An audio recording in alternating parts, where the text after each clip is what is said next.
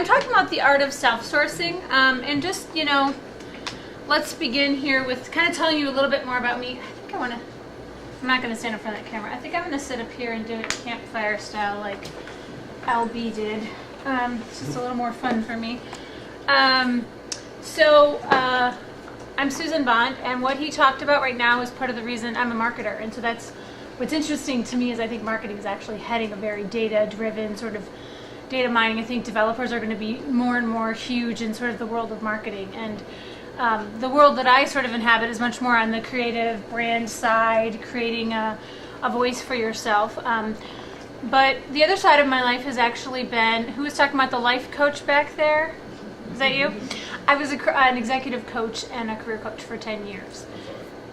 It's okay, I was never a life coach. And I'm not offended. A bit of what I do. So my background is a mixture. So I started in the web world back in 96, 97. I started working on intranet sites, right? Way back when. I don't know if anybody in here remembers intranet sites. It was a big effing deal. And it was like a big intranet sites and we can connect. And then I worked in Web 1.0. I managed a project management department for an interactive agency.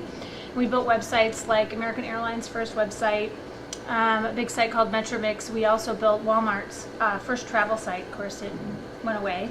We were building shopping carts when it was like a really hard thing to solve. It took $1 million and 10 people to build a shopping cart back then. So that's kind of my background in the world. Right now what I do is I'm a CMO for hire, and I also do a lot of sort of I help developers and development consultancies sort of become their best, market themselves, become their best, and all that sort of stuff.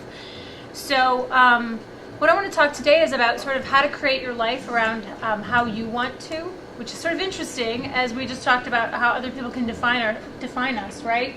And all this information about us up on the screen because we've been defined. So that's a little bit what I want to talk about today.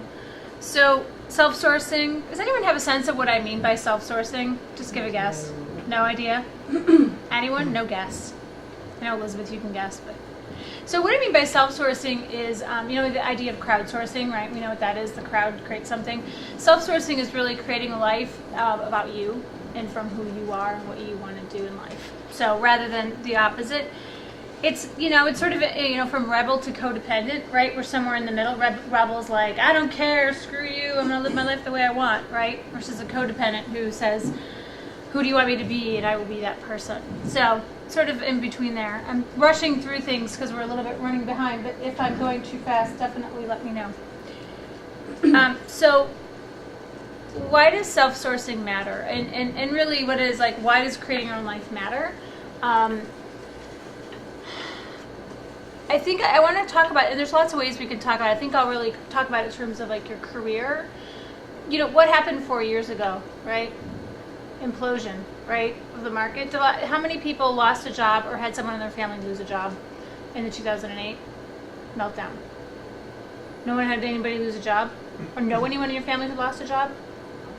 No one? Friends. Friends lost jobs. Yeah, friends, relatives, lots of people lost jobs. And, so what we're entering is now career 2.0. So it's a different time for us, right? It's totally a different time when we need to be in charge of our careers, we need to be in charge of our lives. And then I just want to talk a little bit about the illusion of security, which we've already busted through. Thank you.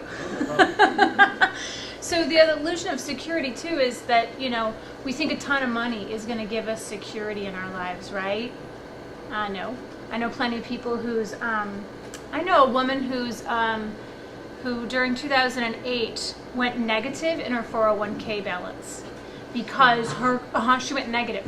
She worked for a university and they forced her to put money into the 401k program. She was forced.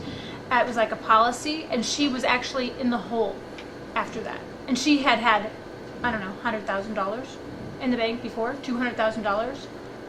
Lost it all and was in negative in the hole, like basically owing the university. Now I'm not sure if it ever changed around or if she, something happened, but right? Think about that. That was an illusion of security. In the end, we think we have everything is secure, so we make a lot of money, or we do X, Y, or Z, and the truth is the only security we really have is in ourselves. So, my nice little beaker here that LB helped me sort of figure out. So if we look at the beaker, down here, the people who are like asleep at the wheel, you know what I mean? They're like sort of like living their lives, kind of going along, doing what's expected. And up here, there are people who live their lives exactly how they want. You know, they kind of put their middle finger up to authority. They do whatever they want and they're successful. And then in here, there's a whole group of people that are kind of trying to figure out, how do I live my life in a way that makes sense to me, that I'm valuable, that I feel happy and successful. Does that sort of make sense? I mean, I don't know if anybody, does anyone want to be willing to say where they are in this thing? I know I'm in here. I don't know that I'm up here, middle finger to authority and everybody else, but I think I'm in here trying to live things, you know, and try to figure out how do I live my life completely authentic to who I am and still make money and be happy. Anyone want to offer where they are, or no, it's okay if you don't? Yeah, go ahead. I guess I'm higher up on that because like more of the middle finger to everybody because okay. But I'm conscious of the fact that that's basically because I have a skill that happens to I'm okay at and happens to pay pretty well. Yep. And it's a skill where your public persona, if that's kind of harsh, doesn't dramatically affect that ability to earn money doing it. Mm-hmm. So I can be publicly profane or discuss very openly topics where in other careers, like if I don't know, like if I worked in the government, that would be really, really bad if I said these same things that I said. Yeah. And so I'm lucky because I happen to be semi-skilled in a way that allows me to make money where that's not super relevant, at least at the moment. Well, right, and that's my point. At the moment, right? That could change in 5 years. I mean, I'm gonna say something that this room of developers will probably hate me for saying. Right now, development is like the shit. Excuse my language. I'm sorry for swearing in front of your son, but it's the stuff, right? I mean, It's gone 2 days. And finally, I know. I'm sorry for the swearing. No. We're saying 2 days. You're the first one to apologize. Oh, okay. Yay, my mom taught me right. And by the way, I had 2 presentations. You're just classy. At least if you're gonna swear, you might as well apologize. And my mom will be happy. So she hates it when I swear. Yeah. Hi, Mom. She has an email now, so she's all about this. I should have been looking at this at some point. But my point is that like it's a cool, hot career now, right now, and you can write your future. And I hate to say this, but that's not always going to be true. I mean, and that's what I mean by security. And so maybe I'm also the follow-up to like throw the hammer down, but. It just means for me is that you can't be asleep at the wheel. Even though you have a great career, maybe you have a great family, you have a great whatever, my caution to is not to be asleep at the wheel. Because what you did say, I'm sorry, what was your name? Oh, Ed. Ed.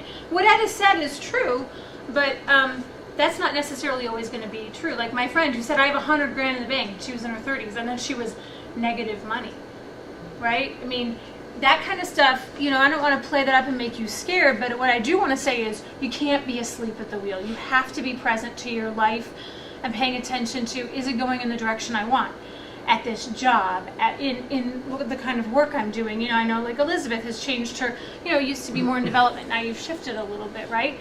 I can assume that there were some personal impetus or some reasons that would make you sort of shift a little bit. So I'm not saying like you have to go from here to here, but are you really steering your own ship in a way that will make you happy for long-term happiness? So sort of like, how do we get here how do we get far away from, let's say, maybe you're happy now, but like, how do you get away from yourself and what's important to you? So here's life. Here's our happy little life. You got parents, you got to make some money. You better take a better paying job. Media. Media's influence. Work, right? All the pressures of work, your peers, education, your inner good boy or good girl, and then a whole bunch of other crap.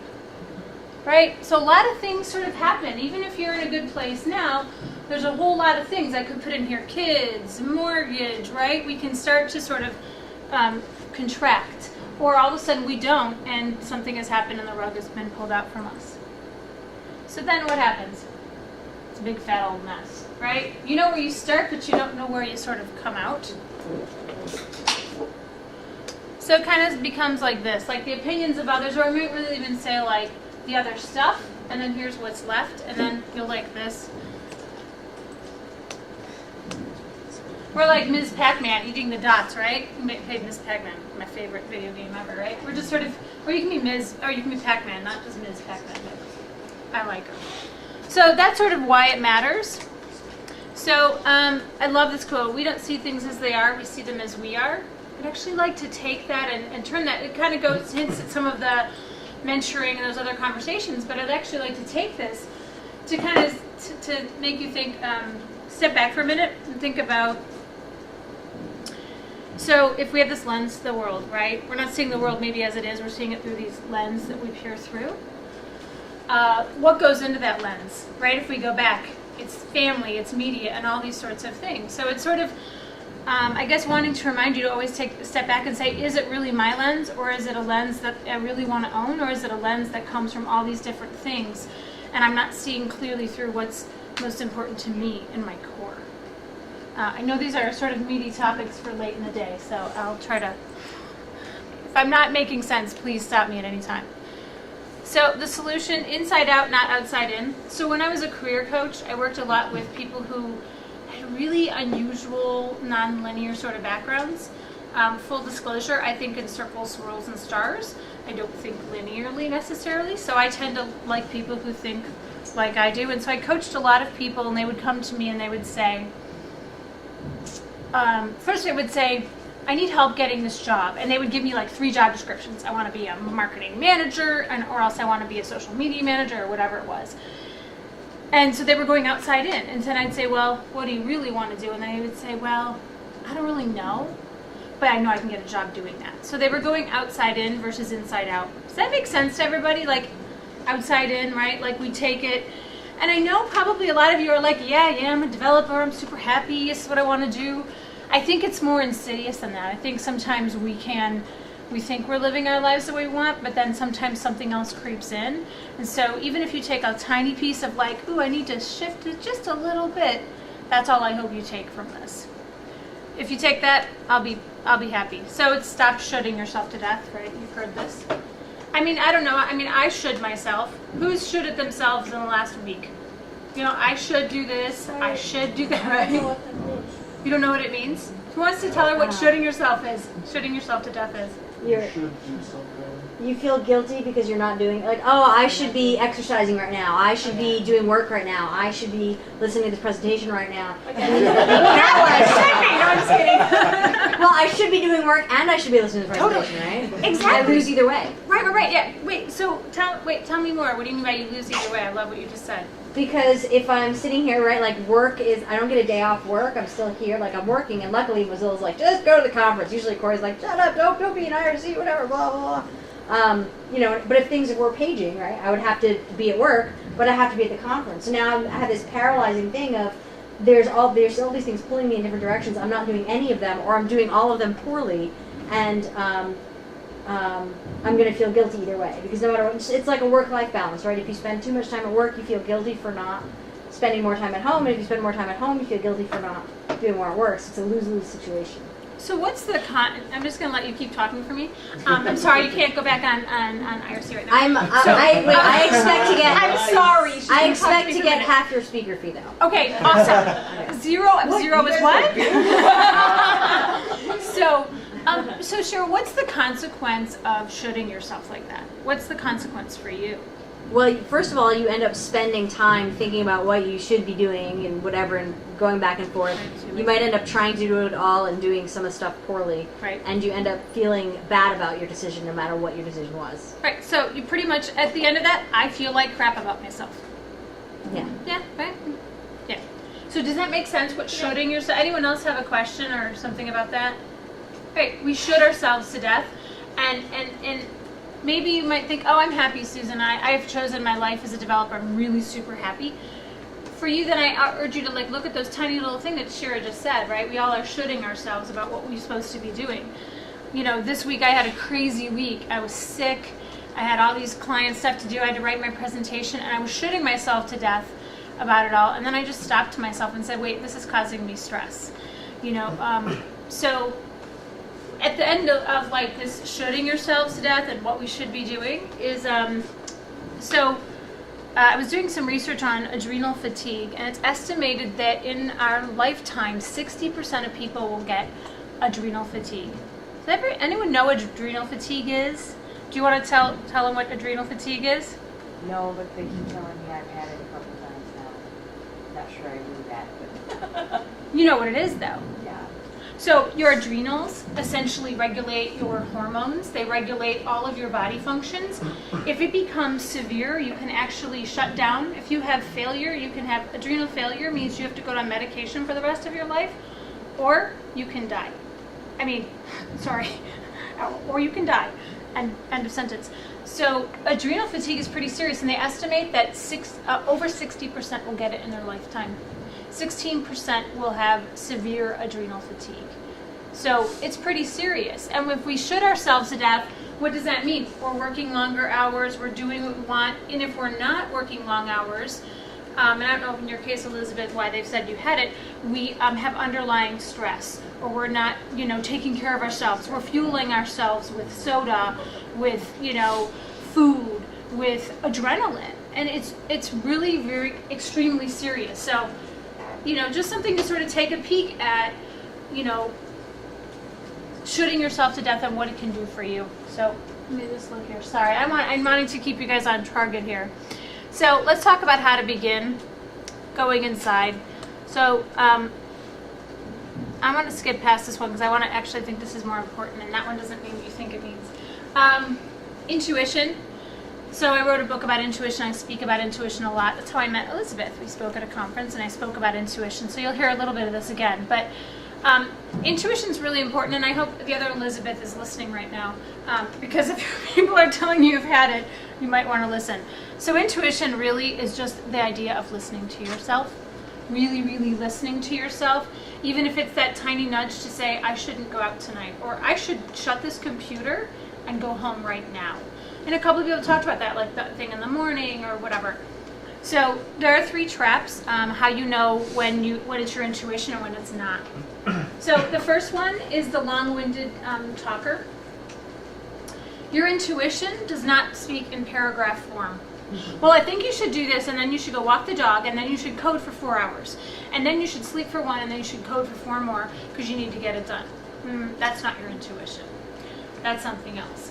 Intuition will speak in very concise answers, like yes or no. Who had this story about intuition? You had this story about intuition. Has your intuition, is it pretty concise for you? Like you knew the answer. You said the answer appeared to me. Yeah. Yeah, you knew.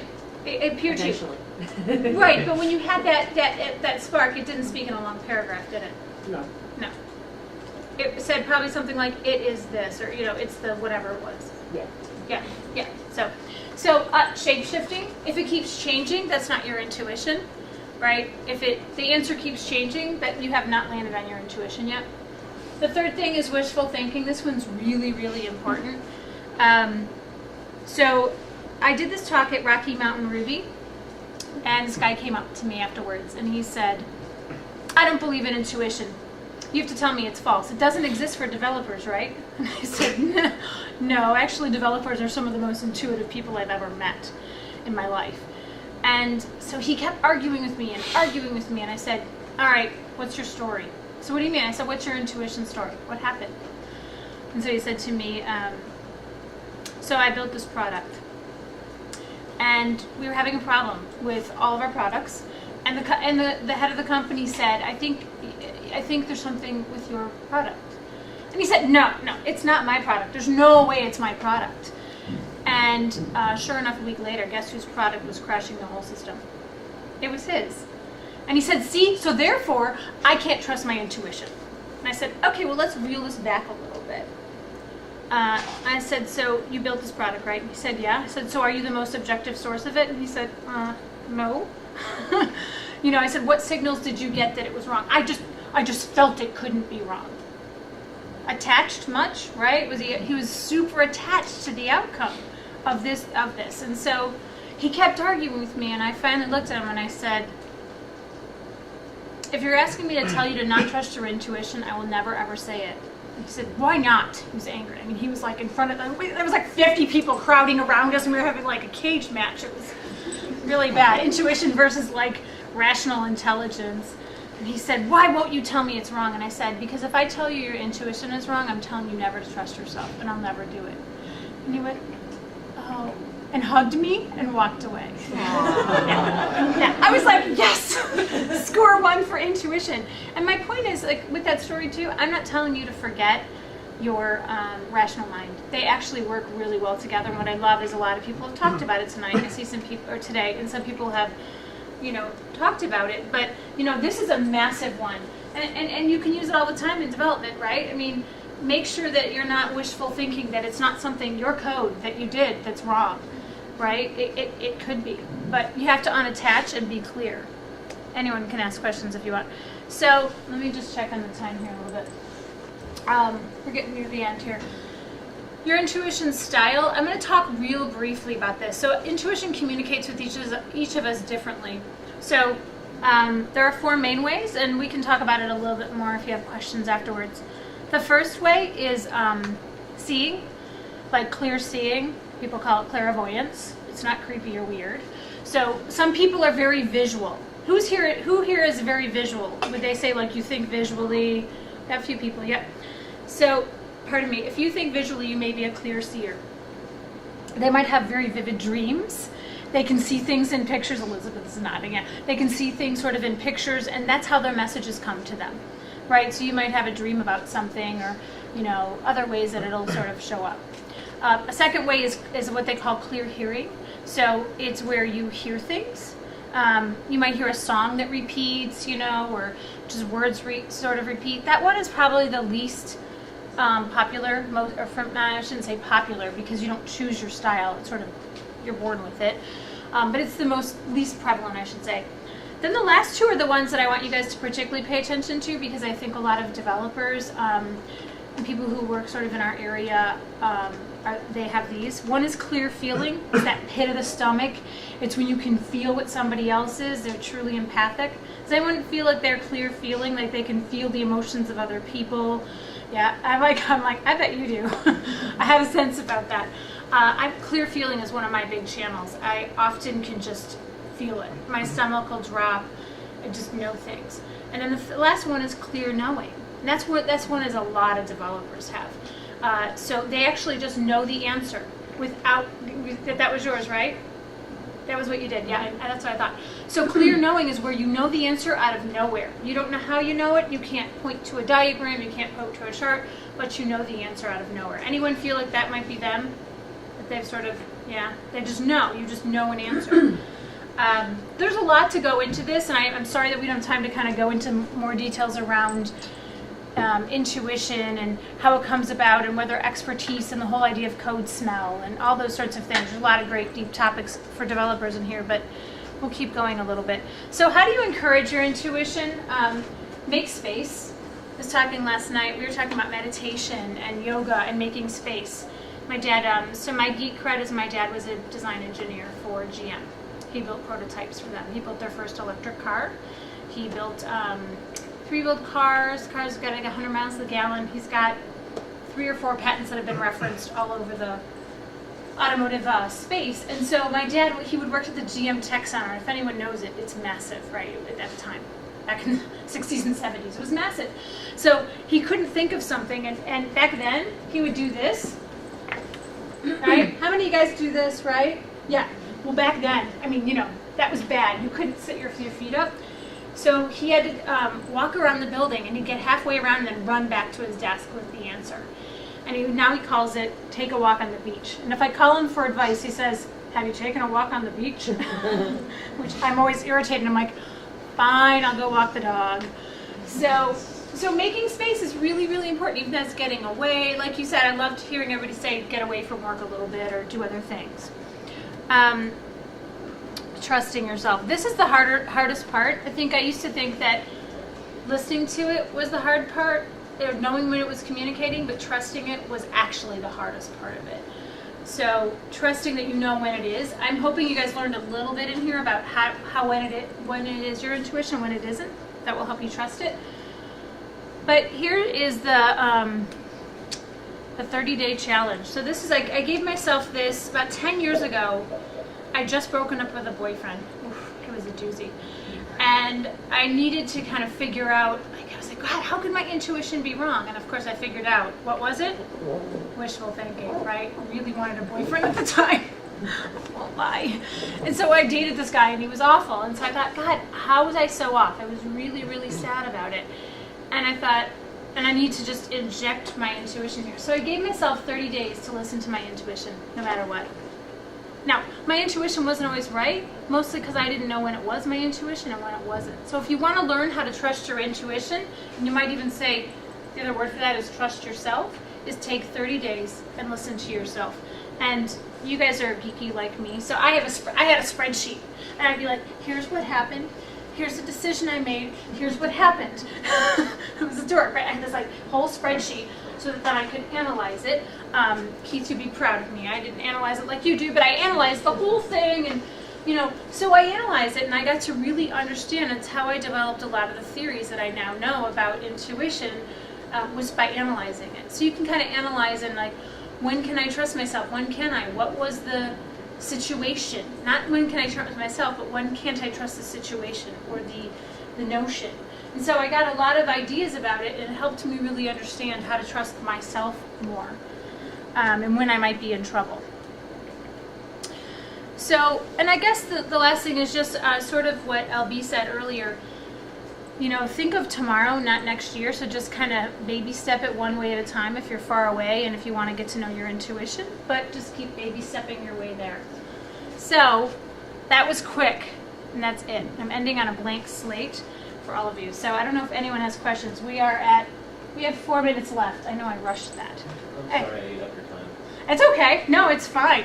It was really fascinating. Any questions, thoughts? I know it's like so fast. I have a question. Yeah. So, as a well, I don't develop much anymore, but I can imagine that it would be kind of a hard sell. Like if you just know something, like how do you communicate that to other people without sounding crazy, right? Such a good point. Thank you, because this topic is so deep, and I've given you guys just like the 30,000 foot view. So that's a great question. So the thing about intuition is I would never say just use it on its own. Sort of go back and find the rational, logical. So for me, I start with my intuition and then I go verify it. So I'll go back and I'll find the data to prove it. So when I do like proposals for my clients, I actually have a number in my mind, and then I go back and I validate to see whether that will work out to sort of like an hourly rate I like and blah, blah, blah, blah. So personally, I start with an intuition and then I go back and validate the data. And sometimes it might be, as in our case over here, other Laura, right? I know, Elizabeth, Liz, Laura. In Laura's case, what did you said there was no data. You just said go check here, Well, here. there was a motion, which I think is a really useful problem-solving tactic, right? Like, I had immersed myself in the problem for 2 weeks and thought about nothing else. It wasn't until I stopped thinking about it that I knew the solution. And so when people were questioning you though about, because you didn't have data to back it up. Yeah, but I knew what the data would say when we looked at it. That was like, if you go here, this is what will be in the log. Right, exactly. So like specificity, Yeah. showing that you've done your homework. Obviously you've done 2 weeks, so what the hell, it couldn't hurt, right? I mean, after 2 weeks and you can't find the problem, So I think anytime you can be specific with examples and going back and then trying to validate it, and sometimes you got to take a flyer and you got to have people who trust you and let you take a flyer. Yeah, go ahead. So, this is my picture I've been kicking around for a long time. Since you didn't delve into stuff, or maybe I delved so much into sort of like what intuition is or where it comes from. I've been thinking a lot more about how human brains are really good at pattern matching, like they're really designed to do that, right?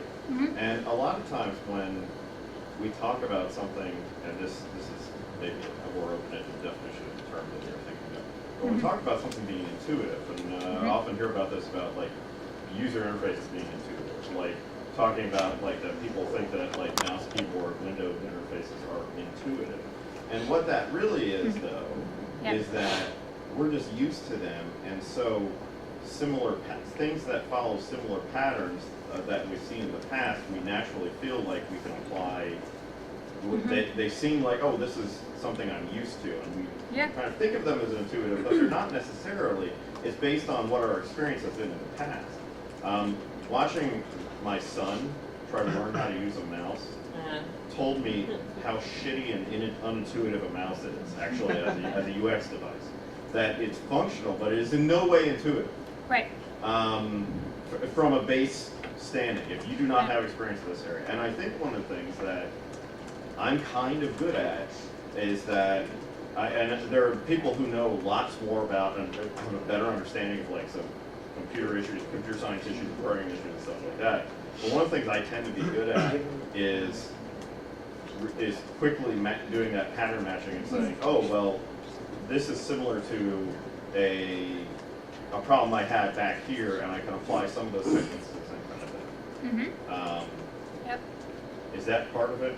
It isn't. What you're asking is a really good and deep question, and that's sort of what I'm alluding to. I mean, I really don't have enough time to sort of go into the details. So these questions are great because I don't want people to think that it's sort of just high fluff and that you can write it off. Right. And I know you're not saying that at all. But I mean, that's such a deep question that's like let's have a few beers over that question. Yeah, right. Because it's the depth of it. Not that we need to get drunk the one to thing I answer wanna it. say, you talked about validating it too. Yep. Your intuition can be, if I think of it as the patterns is taking patterns you see before and applying them to an existing situation. That's what human beings do really well. It's true. That is often leads them to the wrong conclusions. It's true. You know. Well, that's sort of my point too. When I said like, look at the eyes you're looking through. That is exactly my point. 1 second. That is exactly my point, right? So it's like you got to be careful. So there's patterns that make sense inside here somewhere, and that sounds super woo and weird, but I don't have time to explain it more. But so there's that, and then there's like these patterns that you think make sense because you've seen it so many times, even though something might feel off for you.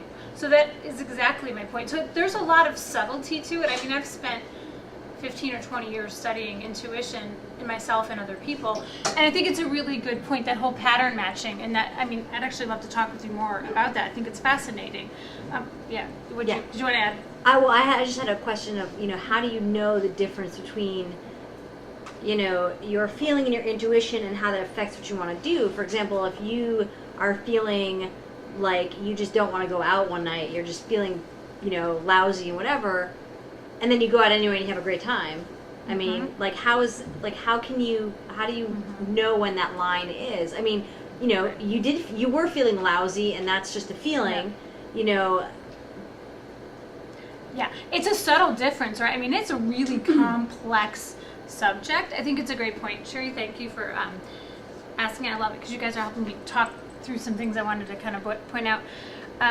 For me, it goes back to learning to listen to yourself. Like really getting self-knowledge is really super important. So paying attention. I mean, you guys will get this because I love being in a room with geeks because everyone else thinks I'm super nerdy. They're like, stop thinking so much and analyzing so much. But I mean, literally, that spreadsheet I did helped me start to learn that. So now I can tell when is my intuition really, when is it truly my true desire, my intuition, and when is it a should, and really discerning that takes a lot of inner knowledge. I can't say for you what that looks like, but you can say for you what that looks like. And so it's really taking that experience, your point to creating that experience for yourself rather than letting the outside world create when that is. Right? And figuring out what that means for you. So you have to find your own patterns and what makes sense for your patterns. Does that answer it all, Sherry? Yeah, sort of. I mean, it's not like a, Right, there's no formula, unfortunately. There isn't. I mean, if you take the things that I taught you, it will really help you. Like if you look at the conciseness, the consistency, if you look at the, not wishful thinking, it's a true, thing. You look at your channels, you look at taking time, and then you look at creating some sort of spreadsheet or mapping device, it will actually breadcrumb you the way there. Now, I can almost with certainty, I know my intuition. Now it comes to the point where I have synchronicity, where I'll think about somebody, I'm like, I'm in the shower, I'm like, I haven't heard from that person when I come out, I've got an email from them. happens all the time. Every day I have one thing where I think of something and then it happens. Or I know my intuition and I don't listen to it, and then I'm like, damn it, I should have listened to my intuition. Got a speeding ticket last week. I swear it wasn't me, cop. Pretty sure I wasn't speeding, but I knew it. I was sort of like, I'm not paying attention. I got pulled over a few minutes later because I wasn't listening to my intuition, which was pay attention, pay attention. I was trying to eat. I was, whatever. So there is, you cannot listen to it. But I think if you really, my point is, with all of this, it's like letting go of the outside world and really getting inside of you and understanding will help you understand when those patterns are, so you'll know more. You'll have that knowledge. Anything else? Thanks, you guys. It's 5:05. Woo! More than so.